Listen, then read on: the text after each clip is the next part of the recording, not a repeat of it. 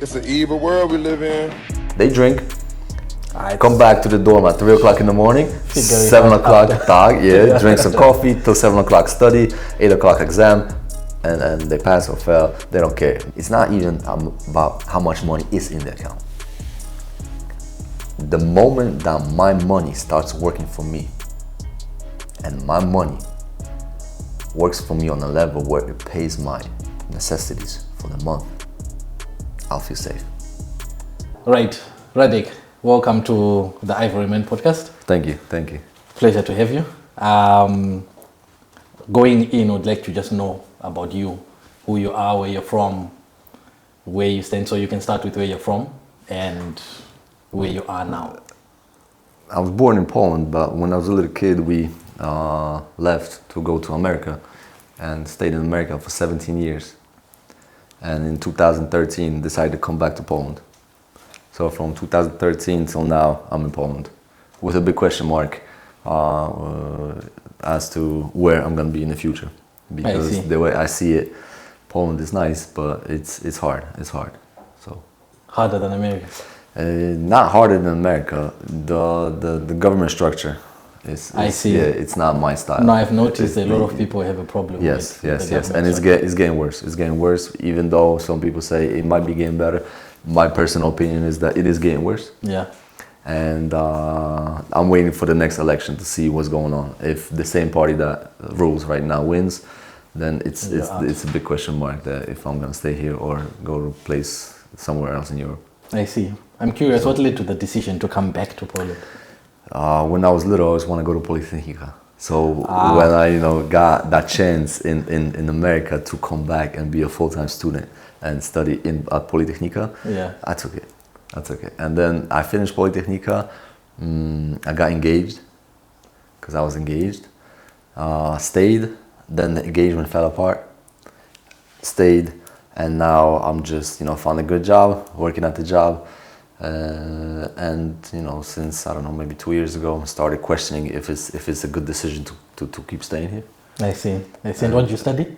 Electrical engineer. Electrical engineer. Yeah, Polytechnika Warszawska. How was that? The first year it was hard. It was hard. A lot of study. The second year, third year, and the fourth year it was walk in the park. Yes, whoever wanted to study studies. Whoever wanted to party to party, but they're more partying than studying. So it was like walk in the park. Yeah. I see. So now an official electrical engineer. Yes. And in your field, are you working as an electrical engineer? Not 100%, because I am a production manager at the company that deals with electrical engineering. I see. Yes, we build transformers and equipment to test the electrical equipment and different kind of stuff for electrical engineering, electricity. Everything's there. It's just not strict. I'm not a constructor or designer. I'm just a manager of the people. Yeah, of the production processes and everything, because of the education I have and the background of knowledge. So it helps. I see. Sounds good. We'll come back to the profession and what you do at work. Firstly, I'd like to know, in your opinion, like the biggest differences between having stayed in America and now being in Poland. This is my personal opinion. Not a lot of people might recognize this opinion, but in America, the country will let you make money. It will let you make money on a simple fact that if you make more money, you spend more money. If you make more money, you buy better clothes, you buy better food, you buy better cars and everything. So off of everything that you buy, you pay taxes. If you pay the taxes, the country makes more. Yeah. So they make you more in order for them to make more. In Poland, it's not like that. In Poland, you got to be suppressed. You got to make a certain amount, not more than they do. It's like a process of suppression. And then they ask why, let's say, the taxes are in a bad shape, why the government budget is in a bad shape, because they're giving out more than they're taking in, on the simple fact that even though they're giving out more than they can take it in, right, they don't let you make enough money so you're happy to spend it, because if you do make a little bit extra money, you save it. Yeah. Call it for the bad hour or whatever hour you want to call it, right? You save the money. Not in America. You want a new car, you go and lease it. You know what I mean? You're paying $400 a month for a new car. Yeah. You know what I mean? But you're paying every month. Yeah. Every And month. they're They make making money off of you every month. Exactly. Every month. Right? So working 1 week in America pays you for your rent. 1 week. 1 week for your rent. Second week for car, utilities, food and everything. Right? And you have the third and the fourth week. That's You know for what I you. mean? So that's for you. So of course you're gonna spend money. You're gonna save some money, but you're gonna spend money. You're gonna go to movies.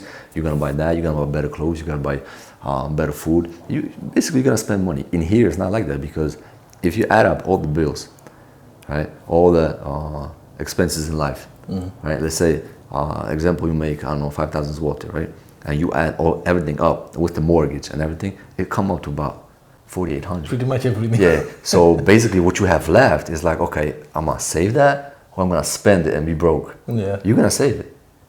Yeah. You know what I mean? So you're gonna pay for the necessities, and you don't have money for pleasure, right? And then comes out a question: why do I get up early in the morning at 6 o'clock in the morning, go to work till 10 hours a day? Yeah. If I don't get to participate in the life that I want. That I can enjoy. Yeah, that you can enjoy. That you can, go to park, chill, go get a trip, like weekend trip or go to vacation and not worry about, am I gonna make my bills? Or I'm not gonna make my bills. That's a big difference. That's my opinion. And I seen in the past couple of years that it's still my opinion. I'm sticking by it. Yeah. Because I have family in America. I'm gonna stick by it. And that's my opinion, that it's the biggest difference is that over there they make you make money, or they let you make money, and in here all the money that you make, they find all different kinds of ways to tax it, to take it away from you, so you don't have a lot of money, so you have basically zero left over. And they make it hard. They make it hard. If you work for a contract or if you're your own business, they make it hard one way or the other. I see. To expand on the example that you gave, you mentioned like car leasing. Yeah. I'm curious if you know like the intricate differences between the two In countries. Poland, you can't release a car on a person. You can't. You gotta have a business. In America, you can lease it on a person. Like my father he had a 5-year-old Honda CR-V. 2 months ago, he just went in because they called him in because he declared this like 8 months ago that he wants a new car. He went in with the old car. They appraised it for a certain amount of money. Let's say they appraised it for 9,000. Just to simplify the math, they appraised it for 10,000. The new car was 32,000. So they subtract the 10,000 from 32,000. Now you have 22,000 left, and they took that 22,000, right, and turned it into a 5-year lease. Not equally 5 years, but let's say they took out of the 22,000, let's say they took 33%. So they took about 7,000, turned it into a lease with the option of, at the end of your lease, 15,000 to buy it out. If not, you have to give the car back. I see.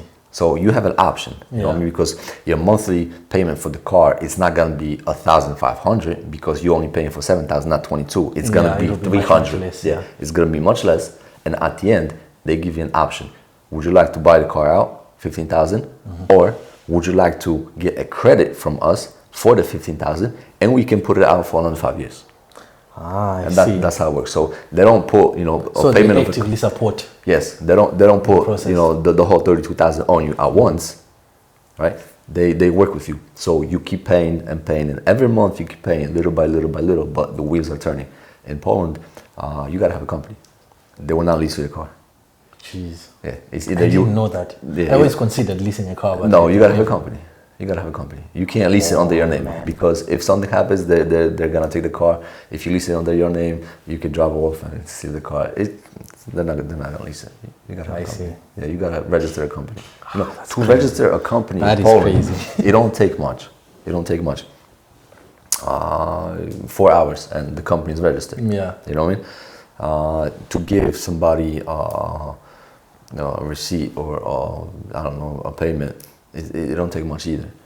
But then I'm assuming it comes with some additional restrictions, taxes that then hold you back. Yes. If you want, let's say, get a credit for a house, a mortgage for a house, right? It's like 5 times harder if you have a company. than if you work for somebody for a contract. Jeez. So it's, you know, you gotta, if it's there, you going this way or this way, you know what I mean? It's not like, you know, you start your company, you're making 250,000 profit a year, and you go to bank and get 250,000 credit. No, you won't. No, you won't. I see. Because they look at it like, okay, this year you made 250,000. What about next year? And if you work on a contract for somebody, right? Let's say you have undetermined, right? So you work, the contract doesn't have an expiration date. You pass the trial, and now you have a contract that's undetermined. The bank looks at it like, okay, you have an undetermined contract. In order for you to get fired from a job, it takes a lot. Yeah. So they trust you more with an undetermined contract, with a company, than your own business, because anything can happen. Could happen, exactly. Yeah. You can get hurt, break your leg, whatever. You're not gonna make money. You're not gonna meet the mortgages. On the contract, even if you get hurt, you got L4. L4 is gonna pay for it. So they're gonna pay for it. Jeez, makes sense. But okay, so stepping away from the financial, right? I would say, like, say one of the biggest discussions out there in the online world when it comes to differences between specific countries and so on, is like, say, in the dating marketplace or family settings, relationships, how people communicate, friendships, and so on. Have you noticed any differences in that aspect? When I first came, right, it was because this, you got to take like into consideration the roots of the country and how it was before. Right, Poland was communist. Back in the day, you know, so racism and all that, it wasn't welcome in Poland back in the day. America is like a collection of people. America doesn't have a culture. America is a collection of cultures. Right? My neighbor was, right, for one side he was Indian, Spanish, one was black, then Asian, right? So in a vicinity of, I don't know, 2 blocks, I had more diversity, right, than you could say half of Poland has. You know, because America is not, let's say, true Americans were Indians. Everybody else that comes to America says, yeah, I'm white, I'm American. No, you're not. True America were the prime people that lived in America, and they could call themselves true Americans. They were Indians. And everything else came after. So, you know, there are sections in America where Asian people, Asian culture, like if you walked in, you would think that you're in Asia. You know what I mean? Same thing with Polish. Same thing with Hispanic. Same thing with black people. Like the culture. You know what I mean? It's, you walk in, it's like, oh, it's Polish, it's Italian, it's German, it's black. You can see. So it's a collection of people, right? It's a collection of cultures. It's a collection of girls. The lines cross each other. You know what I mean? It becomes very blurry. White people date black girls, Spanish girls, Asian girls. Black people date white girls, Spanish girls, whatever. Spanish, there's no problem, right? In other countries, like say European countries, now it's better. But a couple years ago, it wasn't like that. It wasn't like that, yeah. You can still find to this day people in Poland that, let's say, they don't like Asian people, right? They don't like black people, right? They don't like nobody but white. And my question, because I grew up in America, why? And if you come across such situations where why? people are actively like, see, no. I had situations in America where, let's say, I went to school, right, and some kind of situation arose, and I had people stand up behind me, right, black, Spanish, Asian, right, way before a white person stood up behind me. Yeah, I've had that as well. You know what I mean? And I get. If you apply it to Poland, it's supposed to be all the way around, right? It's not. Over there, it's not, because everything is so mishmash, crisscrossed. In here, it's not like that. I'm still seeing, and sometimes it does bother me, because if I ask why, right, why you don't accept, why you don't like him, why you don't that, and you don't give me a good reason, you just give me, oh yeah, because he's Asian, he's black, right? Yeah, then you phony. To me, you phony. Walk away, because to me, you don't even know like why you don't like him or whatever, right? But I see that since 2013, it changed. It's slowly changing. Like with the new generation of people that are, I don't know, 25, 30, even the younger ones now, they're changing. They're more acceptable. Because the lines got, you got crossed, and now everything became like international. There's no limitations. The language barrier got broken. People speak English, people speak Chinese, people speak Russian, people speak all different languages and everything. So it got broken, and I like that. I like that because you can't judge people by green, yellow, black, purple. You judge a person by a character, right? If he has a good character, I don't know, like personal, the way he carries himself, right? Loyalty or certain I don't know, rules that he lives by, whatever. Yeah, you can judge a person by that, not by the color. What are you gonna judge me because I have a black car, or you have a white car, or you live in an apartment that costs $4,200? I live in one that costs $2,200. I mean, that's the international discussion, right? Of what's wrong with people. Yeah, I don't like that. I mean, we are on the right path. Some countries are slower than the other countries. Yeah. But I think that's because of some countries got a head start. Because a lot of countries back in the day were stricto nationalists. Like I went to France in 2014, and believe me, they didn't want to talk to me in Polish or English. Like didn't want to talk? No. I spent there 6 weeks, and I had a hard time communicating in Polish and in English. Like you just approach someone to have a conversation and people don't want to talk? No. And was it language in French? I don't know, because for a fact I was speaking to this one girl because I had to sign some paperwork, right? Yeah. So I got in and I'm speaking in English. She's like, no, something is in French, but basically she don't speak English, right? Yeah. So after a while, 15 minutes, I don't speak Spanish, I'm French, English, Polish, I can translate on Google Translate and everything, and give it, whatever. So I got agitated. Really, I was getting mad. I was getting like, damn, this is not 1940. This is 2014, right? Yeah. And if she don't speak English, I don't believe that. Like people speak English. It's interesting because I've had that experience here quite a lot. That people don't want to speak English. And like they do speak English. When they try, they would be. I guess it's getting better now as more foreigners are coming in and people are getting more confident, communicating with other people and so on. But earlier on, you would go and you'd say hi to someone, some chick or whatever, try and have a conversation, and the default response was always, I don't speak English. But even the way they would say, I don't speak English, you could tell, you definitely speak English, but Well, my situation ended up on that. I found out that she speaks English because after like 15 minutes, I said, okay, you know what? I told her, you can take the paperwork. I don't care, this and this. I'm leaving. You take it up with your boss, whatever. And on the way out, right? No, wait. I got this. In perfect English. You know what I mean? I studied with people from Poland that never went outside of Poland. Well, they didn't live outside of Poland in English, right? Because I did my studies in English. Yeah. Right?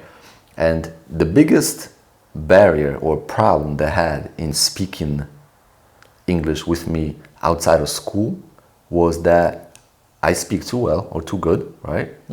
And they don't speak well. Like we're not on the same level. Yeah. And I judge. Like when she says something wrong, I'm gonna correct it. And it's kind of like maybe she took it as it's embarrassing that she don't speak well enough, I see. right? Because I correct her, and it's not because I correct her because I make fun of her. I correct her so she knows how to say it the next time correctly, so she can learn. Yeah. But they take it as, okay, he's correcting me, so she's embarrassed from the start. Yeah. And then more embarrassment leads to the, let me just hey, how are you? Talking. I don't speak English. Yeah, I get that. Yeah, but it's better. I'm gonna tell you that it changed over this time that I started 2013 till now. That's almost 10 years. I've seen a drastic shift. No, there's been a huge change. And over a couple of last years is getting bigger and faster because I've seen the demographic change. Yeah. The old people that they're stuck in their ways, they're easing off, and we have this new age people coming in because of technology, education, and everything, and they come to Poland, they live in, and they're starting to mismatch, cross the lines, and it's nice. It's nice. I like that. I see. Bringing you back to your career, and your studies. You studied electrical engineering and currently working as a production manager within an electrical related field. Was this planned? Or you found You know yourself what? No, because when I came to Poland, I wanted to be a civil engineer. Uh-huh. All right. I told myself, I'm gonna come to Poland because I'm gonna be studying at Polytechnica. I'm gonna get my civil engineering degree. I'm gonna go back to America and I'm gonna work for the government. I'm gonna build the secret bunkers, the secret, passageways and everything. Yeah, that was my idea. And I'm gonna work for the government, right? Yeah. 2 days before the end date of switching faculties, all right, I switched to electrical engineering. Why? No idea. Just what? Because. Yeah, just because. Yeah, switched to electrical engineering. At first, the first year, like I said, it was hard, because I was gonna say, who were you following? my colleagues at school, they were 21-year-old, 22-year-old. When I started school, I was 27.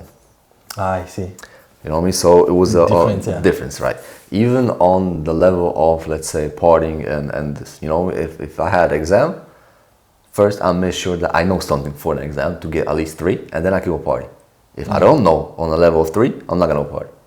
If I know on a level 4, that's even better. Or 5, that's even better. But minimum is 3. If I know on a 3, I'm good. I can go party. They don't. They drink. Come back to the dorm at 3 o'clock in the morning, 7 o'clock tag, drink some coffee till 7 o'clock study, 8 o'clock exam, and they pass or fail. They don't care because I lived the life a little bit, so I understood. I understand the weight it holds. Some responsibility, yes, basically. they don't Wisdom, because they live with their parents. They really didn't step into life with both feet because if something happened, the parents always got them back. Yeah. I stepped into life with both of my feet. I know what happens. I know the consequences of bad decisions, and you got to own up to it and be, all right, I messed up, I'm going to do it. So I prevented myself from messing up a lot because I knew if I messed up, nobody's going to be there behind me to fix it. Yeah. So I had to make sure that I get a degree.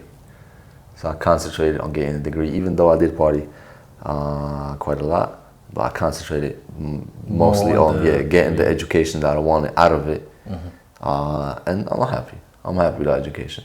I see. So now that you're not in America building secret bunkers, and you're here doing production management, are you happy where you currently are? Am I happy? Personally, in my life or situation, like living situation? Within the career aspect? No, not yet. Not yet? Not yet. No, I have bigger ambitions. And I was started to think about a couple months ago if maybe I should rebrand myself to Web3. To, sorry? Web3. Web3. Yep. I see that as a future. And I see a lot of growth in that field. I see. I'm not entirely sure about Web3. Could you also clarify for our audience, just a quick outline? Well, that's what's going on right now, the transition between Web 2, that's what we have, like the regular Google. Basically, a lot of cryptocurrencies are part of Web 3 because that's like a technology, a blockchain technology, or let's say blockchain technology. So, where existing technology is manipulated really easily, it takes time. It takes a lot of money and effort to transfer the data and money and all different type of things that you want to transfer. Web3 is built around blockchain, where it's lightning technology and it's enormous amount of space that the data that can contain within a little, let's say, a block. I think it's gonna be. That's where you want to go. And what's your entry point? As in, you want to focus on Web3, right? Blockchain and so on. So that's your focus, cryptocurrencies. AI. AI. Yes. I see. Intelligent machines. Yeah. It came out. I don't know if you guys know ChatGPT. ChatGPT, of course. Yeah. Like we're over so there. there's 2 versions of ChatGPT. It was ChatGPT 3 and now it's ChatGPT 4. So basically, it was tested and it passed all the exams, like a medical exam, law exam, and it was compared to like a year ago. It barely answered any live questions. or 2 years ago, basically answered life questions. Now it was compared to a 9-year-old child. Oh, wow. Yeah. So they did a study and they compared, like, they had a conversation with him and everything. So it was compared to a 9-year-old child. Within a year, 2 years max, it grew from basically infant to a 9-year-old child. Right? Wow. Now they have a version of chat that's fourth generation, right? Or the upgraded version, where the data that it was fed to learn on, let's say it was 1,000, 100,000 X, the data that was fed to chat 3. We're not talking about chat 3 was studied about, or he learned on, let's say, a million megabytes of information, and chat 4 learned on 10 million. If we had to compare, one learned on million and the other one learned on million I see. data information. So the artificial intelligence is amazing. It's amazing. And if I was 100% sure that I want to rebrand myself, I'll go straight for artificial intelligence, because I'm not gonna be a programmer. I'm not gonna design artificial intelligence, but there's so many jobs around artificial intelligence where you gotta manage it, you gotta maintain it, you gotta sustain it, you gotta educate it, you gotta assist it. That it's being a part of a process that's a futuristic, because my thinking is that it is a futuristic process. It is a futuristic process. We are on a really fast curve to implement artificial intelligence into our life, into everyday functions in our life. And I think within a couple of years, we're gonna see a lot of changes, and it's gonna be stricto based because of artificial intelligence. I see. You're gonna use artificial intelligence in your house. In your house, you're gonna use it at work. You're gonna use it outside. You basically gonna use it everywhere, because I have to admit, I hadn't thought about it that deep, to the extent of, oh shit, this is where we're actually going, and everything is basically going to be AI process. It's gonna be the way I read it, and I studied the documents and everything. We use IA now in farming, production, transportation, building, it's true, everything basically. Software building, software checking, design. Basically, we use it to build it, we use it to analyze it, we use it to test what we built and analyzed. We basically use it everywhere. In all aspects of our daily life now, we see AI. It's just right now it's on, like, let's say a commercial level, right? Where a lot of companies that use it gotta pay a lot of money to use it. As time goes on, it's gonna drip down to a level of basic level, which is our where level. Everyone, right? You're gonna have AI at your home. You're gonna have an intelligent robot that cleans your floors, your carpets, fills up your refrigerator. So you walk in the house and he's gonna say, "Hey, how you doing? How was your day? Can I take your bag? Can I whatever? Clean your shoes? Can I fold your jacket? Whatever." I see Terminator coming.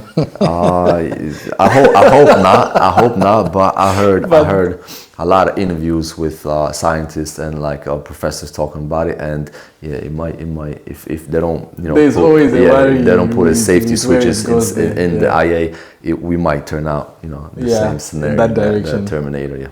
In that direction. Yeah, but the growth is enormous in that field. It's enormous. So if I had to go to Web3, AI. I see. So you mentioned that with electrical engineering, you kind of just jumped into it. Yes. Right. And then you went into product management. Did you start there? No. I started as a quality controller. Within the same company? Within the same company. Okay. So you've been there for some time. How many years? I started. I'm at the company for about 5 years. 5 years. 5 years. Yeah. I started as a quality controller, so I was working basically at the end of production, because once you produce something, it goes in, and then the quality control is the last stop. Once quality control certifies it, then it goes to sell. I think it was a good job to take at first, because I learned the process of quality. Yeah. How it was supposed to be built to be certified, and all the process of cutting what I can cut now, right? What I can take away, how much money I can save without disturbing the quality of the equipment that we're building, right? So it gives me like an inside knowledge of, yeah, I could do this without messing up the quality, or I can do that without messing up the quality, right? Because once it goes to quality control, and it can either get passed or denied. If it gets denied, I have to rebuild it. Send it back. I have to fix it in order to pass, right? So if I cut corners, right, at production, because I want to save the company money, and then the element that we build goes to quality control and don't pass, right, it comes back and the costs are twice as much. Yeah. And how long did it take you to advance? 1 year. 1 year. I worked for quality control, and then a year after I advanced to a production manager. That was quick. Yeah. That was quick. Yeah, it was quick. Would you have any particular pointers on what you would, or would you have any points you would identify as the ones that played a key part in you advancing that quickly? I'm curious and ambitious. Curious and ambitious. I don't like to, like, if there's a problem and it's unsolved, I don't like to leave it unsolved. I'm gonna dabble until I get it solved. You know, so there was one problem. There was one machine that did not meet the quality control, and it was getting sent back, but the production didn't know how to fix it. It took me 6 months to fix it. Oh. Yeah, 6 months to fix it from my quality control. It got tested, and once I fixed it, I tested it against a German machine, and our machine came up about 2% better than a German machine. It was an oil tester for insulation. We tested insulation of oil, and it came out about 2% better than a German machine. I was happy. Oh, yeah. CEO was happy, the company was happy, because we sold a lot of it. And I'm basically ambitious and curiosity. You know? Plus, so I work a lot of questions. I work in a field. Yeah, I work in a field where curiosity is a key. Is a key, because if you're curious, you always find something new, right? Even though a lot of processes that I base on are old, but because of the curiosity and ambition, we try to modernize the processes, use the newer technology. Yeah. Right. So it's cheaper, faster, better. So. A follow-up question to that. So this is something common, especially with today's generation in the workforce, where people get into work and they quickly want to advance as well. And then sometimes it's either you are within a company that doesn't necessarily pay attention to the small things that you're doing, and you can work as hard as you want, or work as hard as you possibly could, you know, do all the extra stuff and still not get noticed. Or you can end up in a company where they actually see you and appreciate what you've done. And also having worked, I'd say, in 3 companies now here in Poland, so far I keep coming across situations where you put in the work and that recognition is not there. And yes, it begs the question, is this because you're expecting it too quickly? Or is it because you're within a setting that doesn't appreciate? See, this is like a two-edged sword. It could be that you expect it too quickly, right? I don't know which field or whatever. Or it could be that the company, the way it's structured, right, don't allow you to be recognized. Because let's take the right side, that the company doesn't allow you to be recognized, because everything that you do, you report to somebody else that's higher. Yeah. Even though that person, that's, let's say, you know, you on a level 1, you report to level 2, right? Person that gets to call the shots, who gets promoted or not, who gets, you know, different position or not, is on level 3. Yeah. So you have a person, you have a link in the middle that's unnecessary. You don't need that link. But in the structure of the company is there. So basically all your efforts are seen by link in the middle. But never go through to the So if the link number 3 wants to give somebody a promotion or a raise, link in the middle is the one always wants to, you know, I'll pay him this much money, right? Keep him there because he's good. He makes me look good. Yeah. In front of the bosses, right? But in the actuality, where if you got sick and there was a project that had to be done, right? And the big boss told the little boss, like, listen, why is the project not done?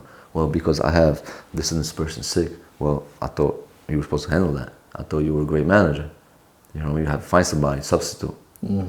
So it goes to where a company, like if you're looking for a quick promotion, raise, or whatever, you got to look at the company. You got to look at the structure too. Not only you got to have, you got to be intelligent. You got to have diverse sometimes. And what kind of structure were you working within? I have the structure where I don't have the middlings. So you had direct access to... Yes, I had direct access to the CEO. I see. Yeah, because I have a company where he comes down. We talk every day. He don't sit in the office and he just sees the paperwork. We sit every day. We have once a week meetings with the CEO and we discuss projects and what can we do better? What can we, move around? Do we need to hire somebody? Do we need to, this and this? Or do we need to raise costs or lower costs or find a new supplier or something like that? Yeah. So would you put a lot of value in, like say for people applying for jobs, would you put a lot of value in studying or trying to find out the culture of the company you're going into?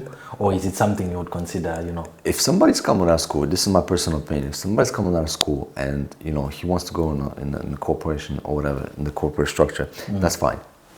That's fine. But your first 1, 2, 3 years at any job, don't expect any raise. Don't expect, go for. You have to leave that job to go to a different job. And then you can say, listen, I have a 3-year experience. You know what I mean? That's my opinion. That's how it works. Because if you just came out of school, you're starting from a square one. Yeah. If your company doesn't have, like, let's say, a yearly review where they review your status, your progress every year, and they evaluate you on that every year. Yeah. Who's there to evaluate you? If I'm your manager and you're a good worker, right? And you report to me, I report higher. I need you. I'm not gonna let you go because you make me look good. Yeah. Right. So, but if you quit, if you look for a different job and you have a different offer on the table, right? Maybe for the same amount of money, but different offer. You could say, listen, I have 3 years of experience. I have 2 years of experience.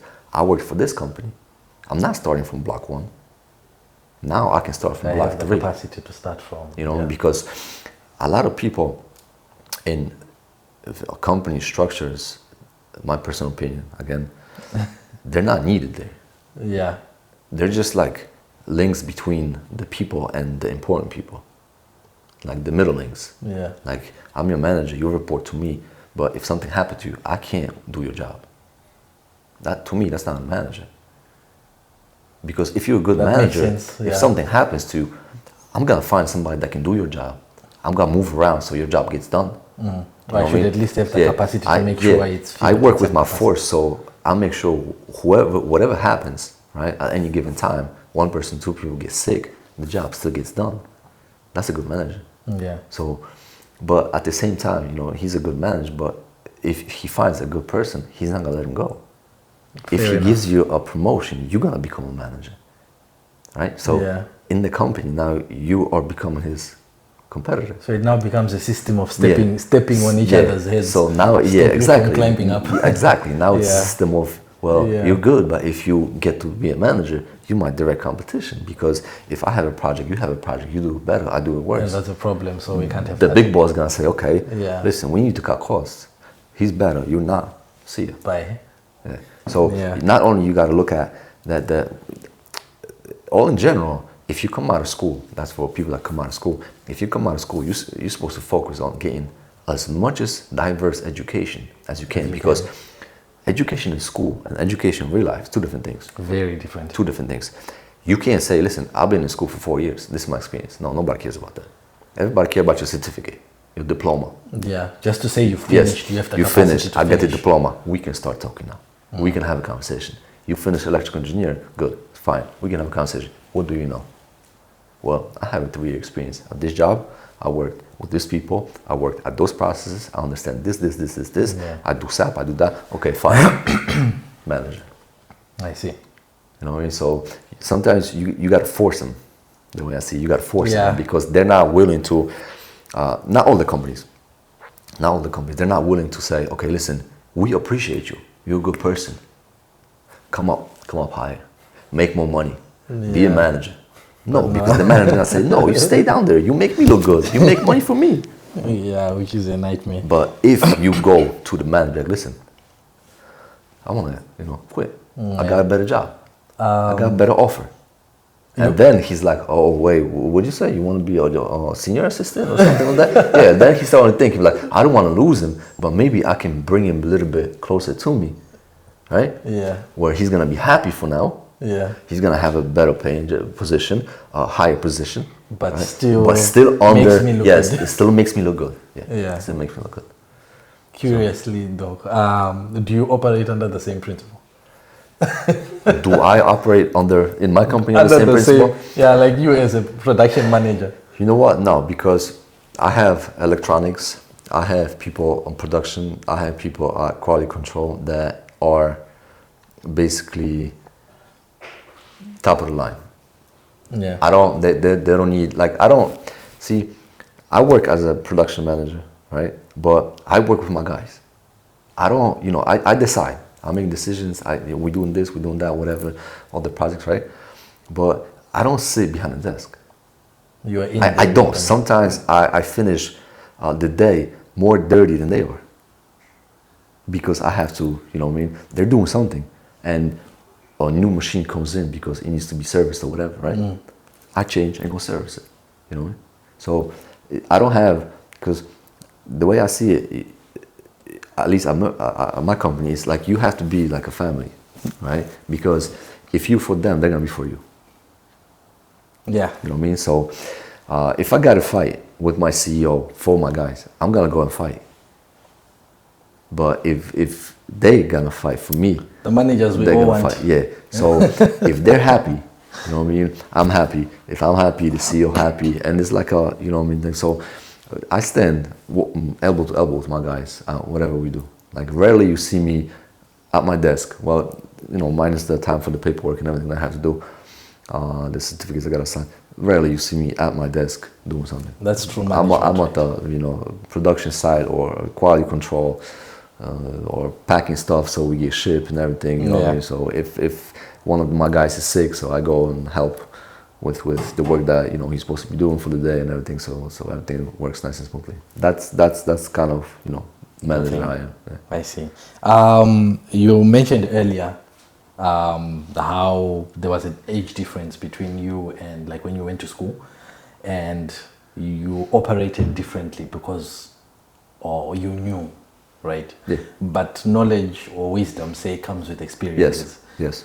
What would you say was an experience you had prior to that got you thinking, I need to get my shit in order and focus on making things work? Let me tell you this: you gotta understand the concept of, let's say, life, right? If you live with your parents, right, you don't care how much money you make, right? Because you come home, it's you got the heat, you got hot water, you got food, everything covered. Dad, let me get $100. Well, I gave you it yesterday. Well, I'm taking a girl or whatever, right? If you do not live with your parents, you worry about, you gotta pay the rent, you gotta feed yourself, right? You gotta clothe yourself, you gotta pay for the bus tickets, whatever, right? So that's something you can't learn from the book, watch it on YouTube or whatever. You gotta live it. You gotta live it, right? 7 years difference. You know what I mean? So 7 years I lived, let's say, alone without parents. I had to maintain for myself. I had to work. You know what I mean? So that was the difference. They did not experience that yet. I see. Also, the 7 years before. Yeah. Was this in America or? Yeah, in America. Yeah. I see. So they did not experience. They will experience it once they go on their own, and they see that. Well, they can't party as much as they did because they got to. You got to first. You got to pay the rent. You got to pay for the food. You got to pay for all the necessities. And then after you pay for all that, you got time to party. You got money to party. And whatever you want to do with the rest of that money, you can do whatever you want to do. Yeah. But until you pay for all that, you can't party. You can't do the rest. So, same concept I applied in school. Until I don't get 3 minimum, I'm not partying. You're not going anywhere. Yeah. I see. So to say paint a different picture, right? I'm from Zimbabwe. Same story for most of, say, the African guys I know. It's not always, or in my experience, it's not always just about that or living that lifestyle. Or maybe the way we grow up, you would say, applies in the same sense. For us, like my whole thing is growing up, I've seen my parents struggle to get me to where I am. And so from the beginning, my head has always been in the direction of, I can't wait for the day I finally tell them, you know what, sit down, relax. See, but that's another aspect. That's another aspect that you can use to explain why I worried about 3 and then party and they don't, because like you said, you've seen your parents struggle. Yeah. You've seen what lack of money, lack of education can do. You know what I mean? So from a little on, they told you, go to school, get education, you get a good job. Don't be like us, don't be this, because we work 12 hours, 14 hours a day, whatever, just to send you to school so you can educate, so you can do that. So you appreciate that they did that for you. Now, on the other hand, take a guy that has everything. From little on, he has everything. You know what I mean? One cry, mommy buys a car. Well, the little car, because he's little. Goes to the store, starts crying, she buys him clothes. You know what I mean? Not because he needs to have new clothes, just because he wants to, right? 9 years old, well, mommy, I want to go to a trip. Where? Rome. Okay, no problem. You know what I mean? Did something bad? Well, don't worry, daddy gonna take care of that. You know what I mean? So basically, you live in a bubble. Yeah. You live in a bubble. It's interesting because of the Polish people I've met, and even talking about, let's say, the girlfriends we've dated within our crew and so on. There's something we've noticed in particular. So, for example, when it comes to that mindset, right? Someone might not have had a luxurious childhood per se, but having grown up, there's a mentality where people are kind of like, should I say, delusional to the reality of struggle. I'll give an example where, for me, right, things can be tough. I've paid my rent. I've got groceries bought for the month. My bank account is empty. I am perfectly fine because everything that matters is covered, right? So I'm perfectly fine because anything else after that is additional. So you could say I'm grateful that the worst of the stuff is taken care of. However, and I've seen this commonplace whilst talking to people about dating and their girlfriends and whatnot. You would find where someone is like, I've got everything, like everything is done, and yet people are still stressing. So you would find someone going, oh no, there's no money, what are we gonna do and whatnot, and then I would be like, but what's the money for? Like, it would be nice to have it, but what is it for? It's just like additional stuff, for example. The way I see it, you understand the difference between needs and wants.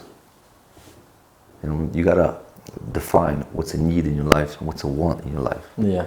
Need is stuff that will make you survive for the next month, next day, and you're happy because you know that, or you have a reference point back at your child. Yeah. You know what I mean? So a lot of people don't define what's a need, what's a want. It's mixed. You know what I mean? Like you said, he could pay for the rent, have groceries, but he's not happy because the bank account is zero because he wants to go out with friends. Yeah. He wants to, go get a beer. He wants to go to the movies. He's not happy because all around, right? We live in a materialistic world. If I don't have money, right? Why do I need to take credit to buy a Louis Vuitton bag? Or what's the difference between, right? If you're a regular person, I'm not talking about, a superstar or whatever, you're a regular person, right? What's the difference if you pay 200 zloty for a pair of pants, right? As opposed to 800 because one has LV on it, right? Yeah. And LV you can't even see, right? Or what's the difference you go get a shirt that costs 120 zloty, right? Or you buy Tommy Hilfiger for 800, right? Yeah. You get a nice cotton shirt or whatever, it fits you good, you feel comfortable with it, right? For 120 zloty, right? And then on the other hand, you have a shirt that's tight, is this, but it's Tommy Hilfiger for 800. right? Do you need that? Something you don't. Now tell me which one's a need and which one's a want. The shirt for 120 is a need. The need is to be clothed. Right, because you clothe. And Yeah. it makes you feel good. You Yeah. feel good, you know, it's nice fit and whatever. It's 120, right? A want is a Tommy Hilfiger. So a want is that sticker. But because of the sticker, right, when you go out in town, oh, Tommy Hilfiger, he got money. But in reality, he don't have money. Yeah. Right? If He you- had to take a 30-day credit or whatever to buy. Right? Yeah. Where you bought a shirt for 120 and you feel good, you feel comfortable. You don't have to have money in your account. You know yourself, you know your skills, you know your abilities. You know that once you work for the whole month, you're gonna have money. They're gonna pay you. Right? The company that you work for gonna pay you money. So you're gonna pay for the rent, you're gonna pay for the groceries, you're gonna buy yourself another shirt, and you're gonna be good, you're gonna be happy. And they're not gonna be happy because they need that $800 shirt.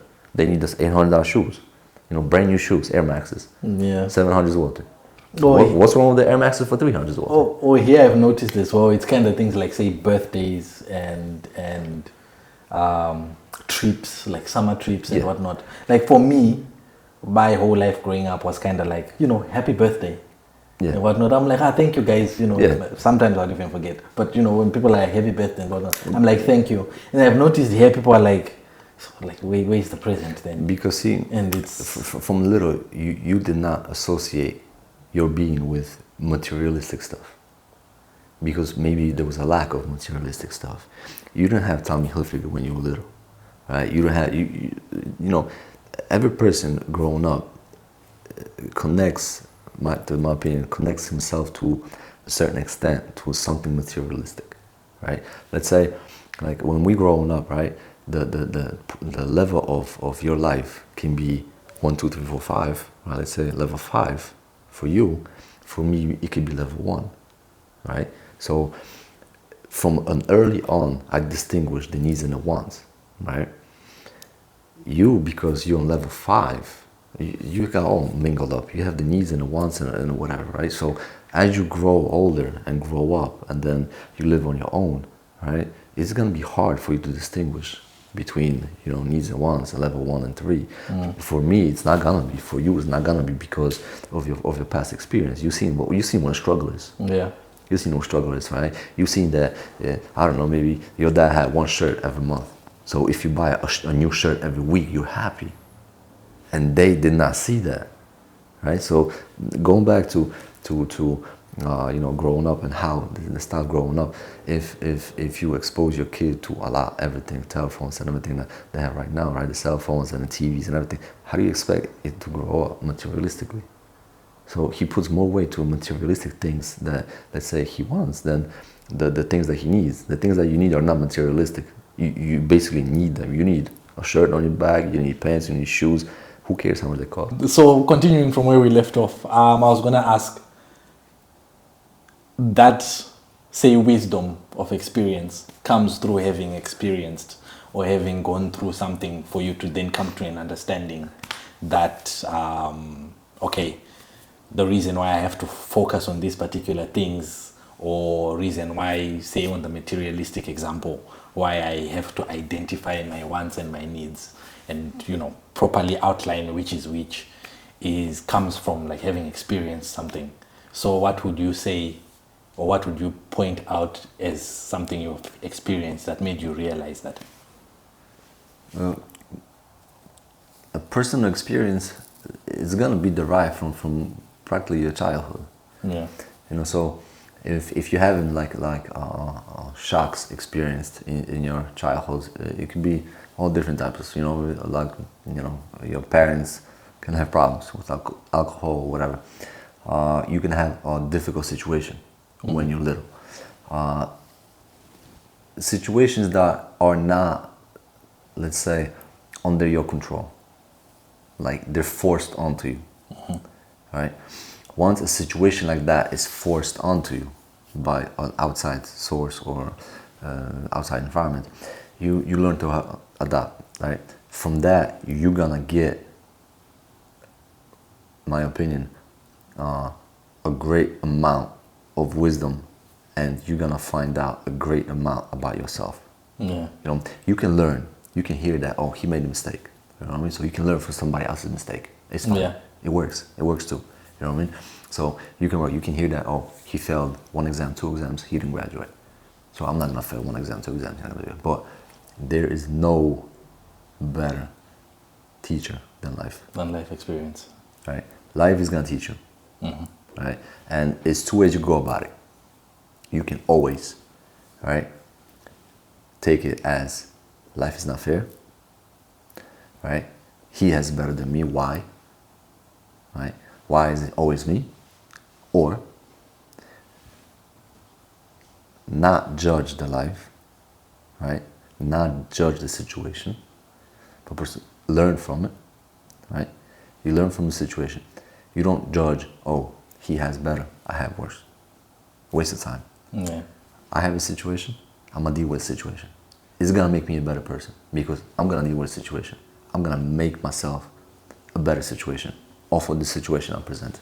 Yeah. Right? No judgment. Don't need to be judged because it don't give you any additional points or additional strength or whatever if you judge somebody. If you judge life, life is neither good nor bad. You give it a good or bad. If you have a situation, you can observe that a situation is not good or bad. We give it. Yeah, the good or the bad. The good or the bad, right? You could go through your whole life, no matter what, right? Some people are broke. Some people are poor. Some people are, I don't know, homeless, right? And throughout their life, they manage and they end up being lawyers, doctors, making a lot of money, right? And don't even care about the money. You know what I mean? Because they know what they've been through. They know how you know, and then the character is built. They know how difficult times can be, right? So money is just an addition that they can use. Materialistic stuff is just an addition so they can use. So, you know, to acquire wisdom or to be wise about life, you got to live it. It's one way you can learn about it. You know, if you learn on somebody else's mistake, that's fine. That's like a shortcut. That's like a shortcut. But a real experience and a real built of character, you're gonna get when you're gonna experience it yourself. Yeah. But so in order to learn, right, a really good lesson from it, you can't judge. You can't be judgmental because from a first, like if you say life is not fair, he has it better than me, you're not learning. You're not accepting the situation, right? Life is not gonna give nothing you can't handle. You yourself give yourself a limitation. So life is not fair. Yeah, I can't handle it. Life is not fair. He has it better, I have it worse. I can't handle it. I give up. That's what you're saying to your brain. Right? Your brain is a powerful computer. Yeah. It can handle whatever you give it. Right? So if you don't say life is not fair, if you say, okay, it's a situation, how can I get through it? Right? You're gonna find a way. You're gonna find a way. You just gotta stop giving yourself excuses or stop making your life hard. It's not hard. Yeah. We make it. We give bad good. We give judgmental. Yeah. So. And moving on from childhood experiences later on in life,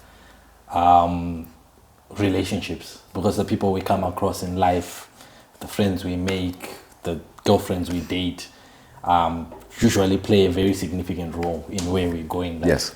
Right? Yes, I agree. And would you say you have such experiences within friendships or relationships where you are like, without this person, I wouldn't be where I am, or this one impacted me in this way, or taught me this particular thing?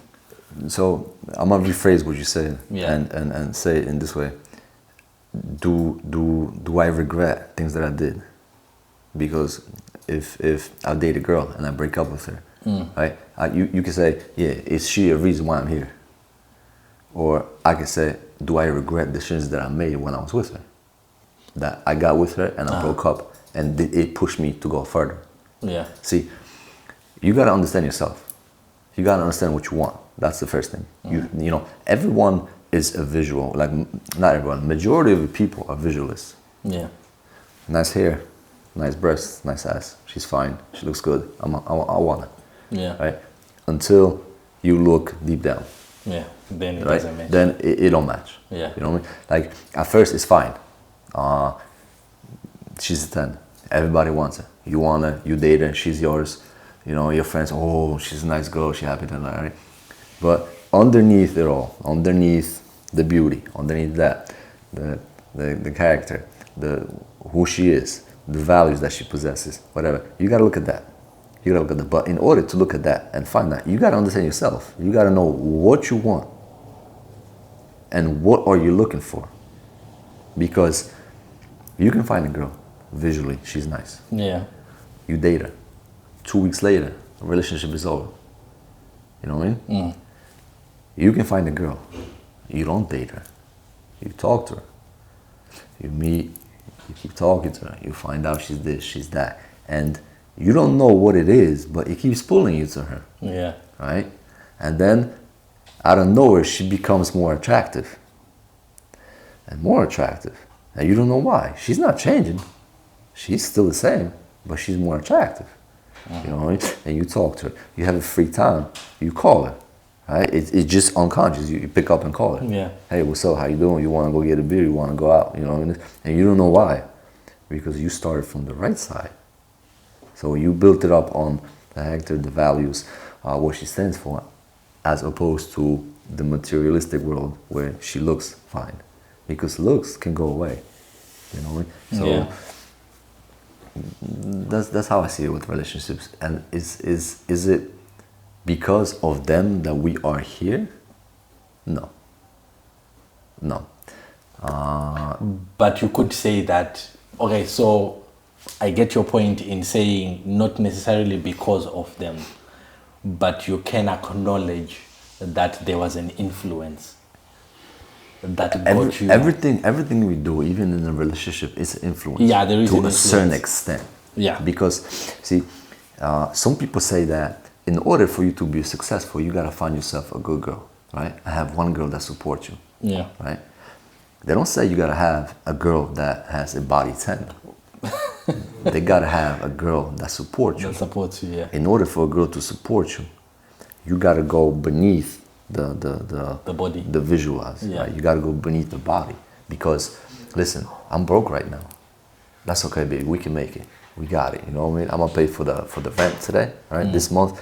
When you get a job, you good, and we can make it, right? That's a girl that you can build on. No matter if you're poor, if you're rich, if you got a car, if you don't got a car, whatever, right? But if you got a girl that's 10, right? And your car broke down and you had to borrow your friend, I don't know, $500, right?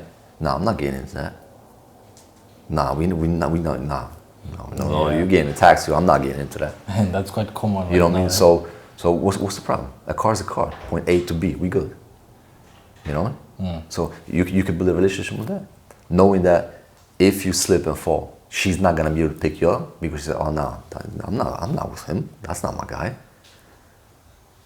So, I see, so can you say that the relationships that you had, past 2, 3, 4 relationships, led you to be here? I would say there are lessons I learned. Or can you say that those relationships led you to be more independent, led you to know yourself a little bit better, led you to understand what you're looking for? Yes, and that's my question exactly, because there is something within the relationship that would make you realize that. That I can say, yeah. Yeah, and that's yeah, where that I'm every asking relationship that we in, we get something out. Yeah. Right. So you don't have any one particular thing you would be like, No. this was a big impact on me. no, because That's interesting. see, every relationship you get something out. Yeah. Right. You break up with a girl for a reason. There's a reason, always a reason. There's always a reason, yes. Number one reason why we start dating somebody, for majority of the people, is visual looks. But to break up with a girl, it's not visual looks, because visual looks don't change. You're not long enough with a girl for it to change. What changes is what's underneath, the values, that the you start to character, see. right? That you start to see, and then you decide, okay, that's not me. You thought you like a girl that talks a lot, but after a week you found out, no, I don't like a girl that talks a lot. That's a very interesting point, and I like your view on the impact of like relationships on life and so on, and how you should view it, and how you should view those experiences. However, I've seen situations where I've experienced, and I've had friends where we've sat down and spoken about this, where someone would come and be like, I don't know where I was the last 2 years. or the last 3 years, because they get lost in whatever situation or circumstance they are in. Yes, they eventually come to realize, oh shit, like, you know, I'm not where I want to be or where I planned to be. But in a relationship. But yeah, within the relationship. But is the relationship terminated, or they're still in the relationship? Terminated. Terminated. And then in that particular scenario is where, say, I would have done my follow-up question in saying those experiences, like in my case, I would say what it taught me is to not take my eyes off myself, because you would say I'm a giver. So when I'm in a relationship, I purely focus on the relationship and giving, right? And it got to a point where I took eyes off myself, that when I eventually walked by a mirror, I had to like step back and be like, wait, that's not me, you know? And then I've seen it become more common here, especially because dating is very different here than it is back home. Yes. So I've seen a lot I've seen a lot of African guys here shattered, right? After dating some Polish girls and so on. And then they're coming back and they're like, I've lost all my friends, you know, things have happened and so on. And it's impacted them in such a way when they are left sitting there going, And that's a real impact that somewhat contradicts your view in saying you then look at yourself at the end of it and not, let's say, it's not about blame, but more saying I went through this in this relationship and I came out the other side and I've got this to pick out of it. See, the way I can explain that, maybe a little. See how nowadays we use a telephone, a cell phone. We use WhatsApp. We use Messenger to communicate, especially with girls. Yeah. Right? The first thing that you do when you like a girl, you walk up to her, you ask her for what? An Instagram, Yeah. a Facebook, right? Why? To check. To check what she looked like, to start a conversation on Facebook, on Instagram, on WhatsApp, right? Because it's easier. But see, if we sing like this across with the girl, I ask her a question, how are you? She answers right away, right? Yeah.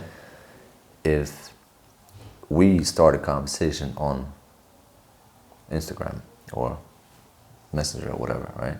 I can type whatever I want. You don't get the feedback. Very true. You don't get the feedback, right? So whatever you say, you don't have a direct consequence on you, right? So it gets to the point where you're forgetting how. You see, a man is supposed to be a hunter, right? You're supposed to go get a girl, right? You're supposed to talk to her. You're supposed to go get it. Not be a passive, I'm a hide behind a wall, Instagram, Messenger kind of person. And even though we riding the same train, right? And you know, I think you're cute, I like you, I'ma step up too. You're looking on Tinder if she's on it, or if she's on it, because you don't want to walk up, because you feel bad if she rejects you, or you don't want to be rejected. How do you know she's gonna reject you? You put yourself, she's out of my league. She's looking at you, she's thinking to herself, I'm out of his league. Who's out of whose league? Yeah. You know, you don't know that. You didn't try, right? When I pick up a girl, I walk up and be like, yo, hi, how you doing? This and this. Can I get your number? A number? Yeah, your number. I'm not gonna talk, right to it. I'm gonna call you. We gonna go on a date. Meet up, yeah. Right? We gonna meet up. We gonna sit at the table. We gonna sit, I don't know, at Viswa. We gonna sit, whatever. We gonna talk. We gonna have a conversation. If it click, it click. If it don't click, okay, it don't click. Everything can click on Instagram, on Messenger, right? And then 3 months later, you find out, oh, that's not it. Yeah, Just like this COVID situation. You can sit on a question for 20 minutes and decide what you're gonna write. Look at this COVID situation. Yeah. People found out that, whoa, I'm married to a wrong person Hey. after 5 years of marriage. Very because true. they walk out the house at 8 o'clock because they go to work. They come back at 18, take a shower, eat, go to sleep. The time spent with a person, you gotta, they say the feelings is something that you gotta grow. You don't get it through Instagram. You don't get it through, you gotta grow it, right? And if you know what you want, and if you know like that girl is meeting your standards, right? You're gonna want to grow it. You're gonna want to spend quality time with it. It's called quality time for a reason. You know what I mean? So you don't end up 2 months or 3 months down the road like, oh, I don't recognize myself. She changed the whole me. Yeah. You know, she don't let you go out with your friends because no, you gotta be with me. I see. Babe, it's my time, it's your time, it's our time. It's a balance. You know, you got your friends, I got my friends, we got our friends. You know what I mean? I can't be with you 24/7. Makes You know, sense. but in order to do that, you gotta understand who you are. You gotta understand your needs. You can't say, "Oh, I have a 10, right? Yeah. And if I go out with my friends today, she's gonna leave me." Then You gotta then accept, you're screwed. right? You gotta Then accept you're yourself screwed. that if it happens, it's okay. Yeah. She wasn't meant to be. I'm gonna find myself another one. Now, if you accept that, right? If you know who you are, if you know what you're looking for, you're not gonna change. Yeah. You're not gonna change because you're gonna find yourself and you're gonna treat a relationship as a partnership, not as somebody superior to somebody. Yeah. As an equal partnership. equal partnership. Right? And together we form a whole. But you have your friends, I have my friends, we have our friends. You have your time, I have my time, we have our time. I see. And that's a good balance. That's a good balance because if it goes, 70% yours, 30% hers, 30%, you're gonna then it's change, off. right? Yeah. If it goes the other way, she's gonna change you. If it Yeah. goes up, you're gonna change her. Then- And then it's gonna be a situation a year, That's half a a year down the mess. road when you're gonna walk past that mirror, be like, oh, I don't recognize myself. Exactly. Right? All my friends are gone because I dished them off or whatever, and I don't hang out with them anymore. Yeah. That's not healthy. That's not healthy. You gotta you gotta balance it all out. You gotta balance it all out. Yeah. So On a different line, you mentioned earlier that in terms of your career path and where you want to get in life, you're not yet there, right? Do you have a picture of what there looks like? Yes. In your mind? Yes. What does I have a there look picture. like? See, right now, this might come across a little materialistic, but once I get there, it's not gonna be. Right now, I work for my money. Yeah. I work for my money. I don't feel safe. You can have X amount of money in the account. I don't feel safe. It's not even about how much money is in the account. The moment that my money starts working for me, and my money works for me on a level where it pays my necessities for the month, I'll feel safe. That's the moment. That's how I made it. That's when you're That's the moment. That's the moment where your money that you have accumulated works for you, and monthly it generates enough income to pay for all your necessities in life, and you're okay. right?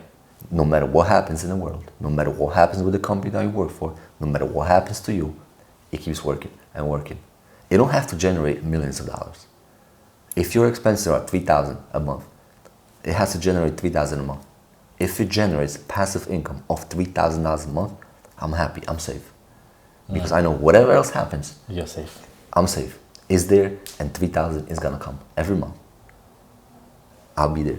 That's a fantastic view. Once I get that safety, right? Then I can say I have made it. It could be $600,000 on the account. It could be $1 million in the account. It could be 10 million. It don't matter. It don't matter. I don't gotta drive a Ferrari. I don't have a mansion, but I need that financial stability and security, where whatever happens in the world, the passive income will always come, and my needs are met. Amen. Yeah. And then I can say, yes, I have made it. So it's still a couple years off. I'd have to say that is one of the most clear definitions of what it would mean to be there that I've heard in a while. That's a good, yeah. I In a live by a while. couple years. That's a good definition. Yeah, no, I like that. I have nothing to add, nothing to add to it, nothing to subtract. Some people might look at it right now as materialistic, all about money and everything. That's far from materialistic. But it's if you feel safe, you feel good. Yeah. You don't have stress. You don't have, my company might go out of business. This might happen. I might break a leg. You're not worrying about that. You live in a good life. You're happy. You get up, you go to work, not because you need to, but because you want to. That's the difference. That's the difference. Because if you need to, you get off the bed, left-legged. Oh, I don't want to go to work. It's cold. It's this. Yeah. If you want to, you get off of that bed with a coffee, and you out the door, and you happy. Yeah. And you happy. So. And in addition to that safety, that time when you get there and you're like, I'm there, do you have any ambitions beyond reaching that safety net? Yes. Where you are like, I would like to accomplish this outside of just that comfort? Yes. No, I have my own business. You want to have your own business? Because I don't see myself being there and not doing anything. Yeah. No, that's out the question. I need to have something to do too. I need to get up every morning. I don't like to sleep late. I don't like to sleep a lot. I need to have something to do. Yeah. Right? And having that safety net, right? Having a safety net makes you open to a whole different world of things that you can explore, you can try. Okay, it didn't work out. That's okay. No problem. I could try something else. Yeah. It didn't work out. It finally worked out. You're happy. You're doing you. And just because it worked out, you're doing you and you're happy, you're generating additional money because of things that you do and you like. That you love and you enjoy. And then you can really say, yes, I have made it in life. All the hard work that I put in finally paid off. Yeah. So. And for that ambition, or to satisfy that ambition, I'm curious if you have a plan in place to get there. Yes, I have a plan, and it started in 2021. I have 2 a years plan. in now. Yes, and I'm gonna keep going at it till 2025. And that's where you want to get there. Yes, that's when you plan that's to where be. I want to get. Yep. I have basically limited myself to needs and a little bit plus. And everything else that I make, It's that I focused earn, on is not focused getting on getting there. Yep. That's good, because we always hear, if you're reading motivational books about how to be successful and so on, they're always talking about write down your plans, write down goals, dates, when you want to achieve certain stages. I have certain numbers in my head that I have down to 0.00 number. I have certain ideas in my head that I stick by. I read all those books that, write a plan, get additional source of income, passive income, another one, this and this. Yeah, I apply it. I try to. It works. It's slower than let's say comparing to your regular lifestyle, but it works. It's piece by piece by piece by piece. It works. You fail once, you fail twice, but the third time you get it, the fourth time you get it, and it works. You just gotta keep going and believing in yourself. I know it sounds, funny that no, that's it. Believe in yourself. No, You just gotta keep going, piece by piece, slowly, right, step by step. And if one step, but the most important thing is, right, going step by step. If you fall, don't fall backwards. Fall forward. That's a big difference, because falling backwards, life is not fair. I can't do it. Falling forward, okay, what have I done wrong? Where do I go from here? I turned left instead of turning right. Okay, I'm gonna do it again. I'm gonna do it this way. I'm gonna do it better. That's falling forward. So even though you fall forward, you're one step ahead. Because if you fall backwards, you're, I don't know how many steps backwards. Not only you fall backwards, but you're way backwards, because life is not fair, right? Life is hard for me. Why he got it and I don't got it? It's always the excuses. Right? It's always everybody else's fault, not yours. So, step by step, and if you do fall, forward, not backwards. And I see. It works.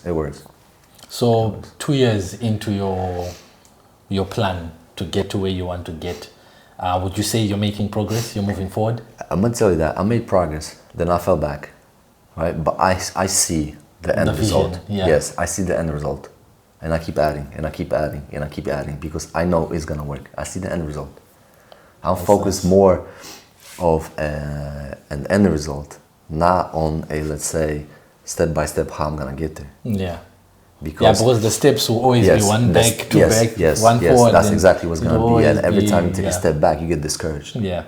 Right. So even though I take a step back, I look in my head on the picture that I see myself Where you're 3 going years to from get. now on, right? Yeah. Where I'm gonna get there, and I keep going. I keep going, even though it's a step back. It still counts. It still counts. And have you at any point had a moment where you just sat down and you were like, fuck it? No. You haven't? No. Just pushing forward all the way? No, pushing forward. I had one business didn't work out because of COVID. I had another business didn't work out because of COVID. Now I'm integrating a third one. It's gonna work out this one. I hope so. So No, it will work out, You know, you know. so it's Step at a time. you know, I opened up a business right before the COVID. Personal money, everything. Right, COVID started 1 year. It was okay. Second year, wiped out. Massive loss. Massive loss. You know, did not sit down and say, "Oh man, I lost. This is bad." Yeah. No, I looked for another one. Opened up another one. On a plus, on a plus, on a plus, on a plus, on a plus, on a plus. Killed it. I see. But I was on a plus. Recompensated a little bit of the money from the first one. Yeah. I'm still on the minus side. I'm still going, still going, still going. Okay. Still believe that it's gonna end up the way it's gonna end up, and it's gonna end up the way it's gonna end up. You know. Yeah. So, And to close off, when you're seeing this vision, right? I'm well aware that when you're aiming for these goals, especially when the results are not immediately available to you, you require a driving force that keeps you going. So people usually tend to have something they hold on to. Do you have any such? yeah, you need a driving force. Yeah. There's no way that without a driving force you're gonna succeed. You need something. You gotta pin yourself on something that motivates you to be better. Like it could be an experience from your past. It could be your childhood. It could be a lack of something. Like there's no way I'm gonna have a lack of this, right? It could be whatever. You gotta find it within yourself, right? Once you find it, you hold on to it. You don't tell nobody that, right? You hold on to it, and every time you fall, you remember that your father had worse, your mother had worse. Whatever you find as your motivational force, they had worse, right? That it's a reason why you're here. You gotta believe in yourself. That's the biggest thing that you gotta. No matter what happens, you gotta believe in yourself. You gotta believe in your abilities that you are able to do it and you can do it. Because it's easy to fall down and say, "No, I give up. Like it's too hard for me." Right? It's too hard for me. Yeah. Right? How do you know I did not have a harder life than you did? How do you know that You don't. I didn't get shot and it was 2 seconds away from losing my life? You don't know that. Yeah. Because I haven't told you that, right? So you can't say, well, I have it better. You don't. I have this something that I, long time ago found that is driving me, and I keep it there. And every time I fall, look onto it, talk to it, whatever you want to do to it, right? And then get you back up and keep going. Because if you have something that's strict based on materialistic things, right? Yeah. I want a Ferrari, right? Let's just say Ferrari. Yeah. I want a Ferrari, right? 1 step back, 2 step back, 3 step back. Nah, I don't want a Ferrari anymore. I'm good. That's not a motivational I'm happy force. with my Honda. Right? That's not a motivational force. Yeah. A motivational force got to be like Deeper. basically it got to be pain. You got to be pain because if you do not succeed, it's pain. If you Yeah. fall down, it's pain. I heard that saying once that we run faster or harder when we are running away from something Yes. than when we are running to something. Yes. Yes. So yeah. Yes. Yeah, so that motivational force, it gotta be pain. It gotta be pain. And everybody got pain. If somebody says they did not have a painful experience in life, they're lying. Everyone went through experience, a painful experience. So you gotta harness the power of that. Yeah. And if you harness the power of that, your life is good, no matter what happens. No matter what happens. That's Because true. you believe in yourself. Basically, you believe in yourself. That's the whole way, talk about, you gotta believe in yourself. You gotta believe in your abilities. Yeah, you do believe yourself. If you have that force inside of you, the negative energy, It will get you there. right? So every time you fall down, you compare negative to negative. This one is stronger, Yeah. right? You don't want to go back to that because that's strong, So you'd rather fight right? through So you this. run fast away from it, right? Yeah. You forget about the little one, you get up and you run, right? So Yeah. that's the force that keeps you going. Yeah. So that's my motivation, at least. So. I see. Well, I mean, time is never enough, right? You would need 24 hours to go Yes, through yes, everything. yes. Thank you very much. It Thank was you a for the pleasure. interview. Pleasure. It was a pleasure. Can't wait until you get back.